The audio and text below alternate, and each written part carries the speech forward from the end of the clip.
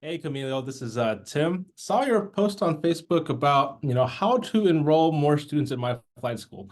And full disclosure, I own a marketing agency, and we help flight schools all across America get to the top of Google and enroll more students and double the revenue. And this is not a sales pitch. I'm not trying to sell you anything like that. I'm just gonna really give you like transparent advice that what we do here in our marketing agency, what we do for flight schools, and what works. Um, it's like I said, it's not a sales pitch. If you want to reach out to me, you can find me on Google, write Rudder Marketing, or just search my name on there, or search flight school marketing and we'll pop up.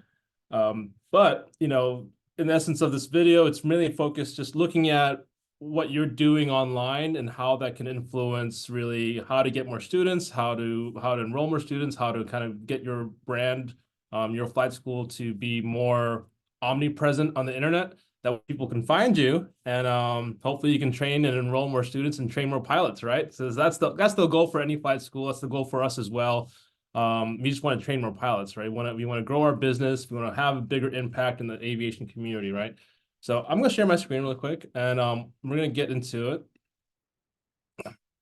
So this right here is the blog post here, or not blog post, the Facebook post. You're a small school in North Texas. You have a good pass rate, 95%. Going through the comments here, you have your website, alphaaeroacademy.com, Fort Worth, Texas. When you instantly said Fort Worth, Texas, I kind of immediately thought of what's his name? I think Josh Mins at Fort Worth Flight School. And I actually flew there with a friend one time. And he just started his flight school, but he is like taking over the internet as far as flight schools in that area. So he's a really good example. Josh Mins over at Fort Worth Flight School. Just he posts consistently on LinkedIn, Facebook, Instagram, all that stuff. He has video interviews with the students. Great model to go after, and I'll kind of share some insight as well as far as what you can do if you're not, if you're a little camera shy and all that stuff. But let's just take a look at your website really quick. So this is what you got. This is what I see when I pull you up here.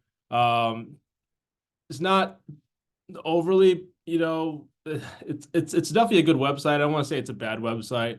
One of the things I do like about it is you have your social media icons here on the top left, then you have your phone number on the top right. Very important stuff. However, if you kind of look at it from a third person perspective, and I look at flight school websites like every day.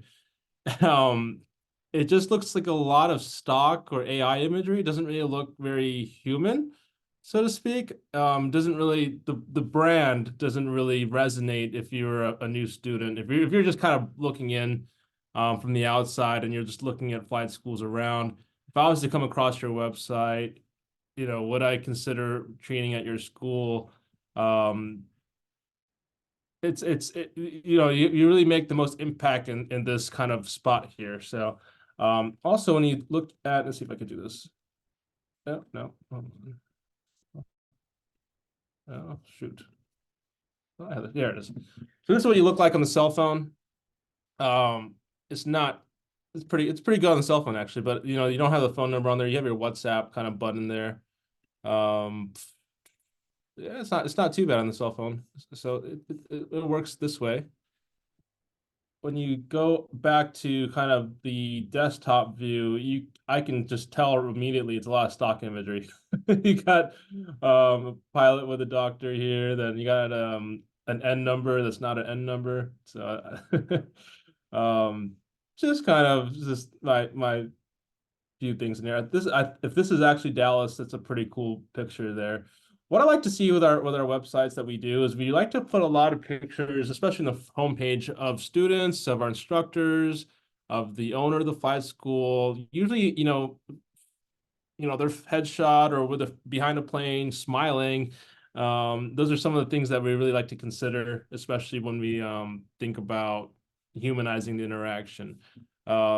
Second one is when they come to your website, what are they doing? How are they getting in contact with you? So you got the WhatsApp kind of widget here. You got the contact button. Other things we've tried in the past is we've tried doing like downloadable booklets, like a free guide to become a pilot. And then basically in exchange for that PDF, Booklet, they give you your email. That's a good tip we've tried. We've also done different forms for like, a quiz, like, hey, a quiz is like, why do you want to become a pilot? Or, what's the cause of lift? How does a plane fly? And you just kind of give these fun questions out to your visitors, and you solicit their email and their phone number, and then in hopes of, they fill out the quiz, they get their kind of, hey, you could be a pilot page.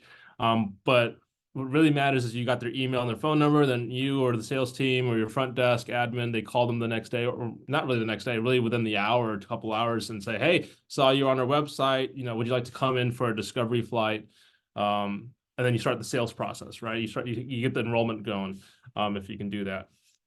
So that's just my kind of immediate take on this website. It's nothing crazy. I mean, it's okay. I think it's a kind of average website, to be honest with you. I think to get it better, my recommendations really are more forms. What do you call it? More forms, videos, photos of people, photos of your planes, photos of your instructors, photos of your students.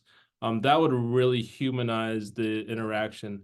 One of the things I did notice too is when I tried clicking through some of the links here, I got a error. It was under, I think this right here says, for in-house financing, apply by filling out the following form. You click this link, and I got Pahi no encontrar. So you got 404 error here. So just some things to consider. Now, this is when people actually go to your website and how do they convert to a student. But really, I think the first thing you got to consider is how do they even find your website? How do they even know your website? So that kind of comes into your search rankings. In the marketing industry, we call that SEO, search engine optimization. How do we get to the top of Google? Just move my chat thing here. So I looked you up in Google. You're right here. There's a few things right away that you can kind of fix. So this is just your Google business page. I mean, this is right here is it's called a GMB or GBP, whatever you want to call it. But you show up at least for your own keyword. That's pretty important. You want to show up for your own name, right? I like to try to get flight schools at around like 50 reviews is usually a good score. A lot of them have like 10, 20. I recommend getting 50 or so, or 100. That way, when you get a negative review from a student, if you have a disgruntled student, or you have someone that doesn't like your training, or they got into $100,000 worth of debt and they couldn't get their certificates or something like that, they're not going to lash out at you and give you a 1-star review. Then that just tanks your ranking, right? If you consistently ask your students, especially after a solo or after check rides, to leave a Google review, and you just build that over time consistently, when you get a negative review, it's not going to impact as much, right? That's the main thing. So I think really, boosting the reviews, adding more photos, especially if you have Google reviews, a lot of times your students will leave photos, and especially if they attach a photo to the Google review, that photo, if it's shot on their cell phone, if they're shot on their cell phone, your cell phone actually, some cell phones have like a GPS coordinates on that photo. So it's called, and then the lats and longs that are attached to the photo, when they get uploaded as a Google review, it sends a signal to Google saying, hey, there's somebody in this local area that was flying over here. It's relevant for the search for that location. I don't know if that makes sense. So I think I do like the videos that are in here, but I do think, let's see here, when's the date on here? 2 years ago. I mean, we really want to get 4 years ago. We really want to have some fresh images in here that's more recent. I think these are a little bit antiquated, a little bit older. So having some fresh images, some new reviews. Another one we like to put in here is the description. The description is also very important because that's another place you can put what's called keywords. And we're going to get to keywords too in the next couple minutes, but basically keywords are the search terms here. So what are people searching for when they are looking for flight training? How to become a pilot is a keyword, for example. Private pilot training, instrument rating, commercial pilot certificate.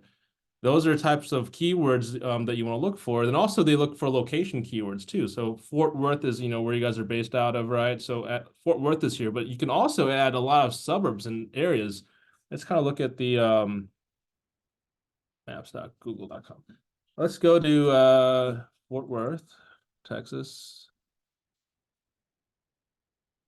So you're over, if I remember this right, you're somewhere over here. You can add, Melody Hills, Blue Mound, Sansom Park, River Oaks.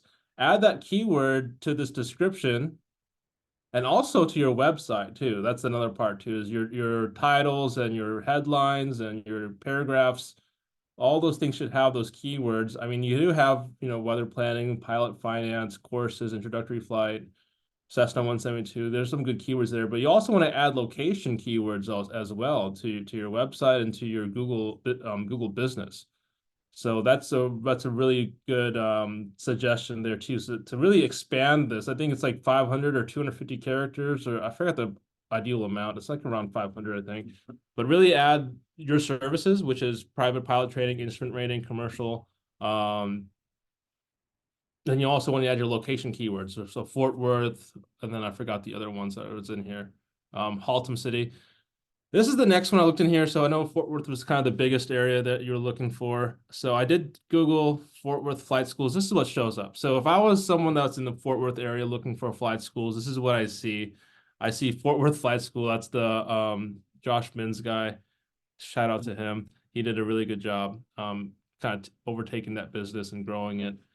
Pilot Rise, Delta, Call of Flight, U.S. Aviation Academy. I mean, the thing is though, your Alpha Aero is not on this page. I mean, I think it's kind of, I tried looking for it, and it's really hard to find Alpha Aero on Google.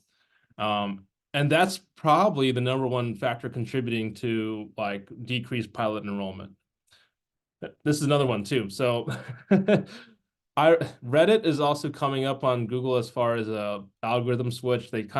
Google's trying to switch to like offering advice, and the best place that people search for advice these days is Reddit, surprisingly. So another recommendation and tip is to, start a Reddit account and add a small post, saying, hey, you're looking for a flight school in the DFW area, check out Alpha Aero, and have a link to your website. That's called a backlink. Another tip right there. But what I'm trying to say is you don't have any, it's not showing, unfortunately. That's what I'm trying to get at. And I think also I was kind of Googling here too. This is the map of Fort Worth.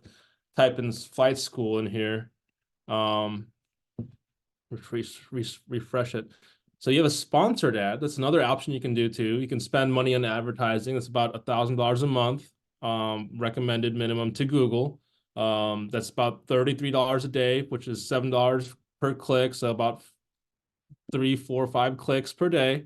That's another option that you can try that. But really it's about getting those reviews, getting the description updated, getting those keywords embedded all over your website, adding videos, adding pictures with descriptions on the pictures. Those are things that would add to get you ranking higher. I think right now I don't know exactly where you're at, but you're definitely not on page 1. And I think if I scroll down all the way down somewhere, there you are. You're over there. So your visitors or your prospective students that are looking for flight schools are not going to go this deep down to Google to find you. They're usually going to stick to the top 3. So this could be Fort Worth Parish and Pilot Rise. They're going to be kind of taking the cake for the local area until you're able to really establish a dominant SEO presence in the Fort Worth area. So that's my tips. I'll kind of end the video here. Really, it's just about getting your keywords updated, updating your description, your Google business.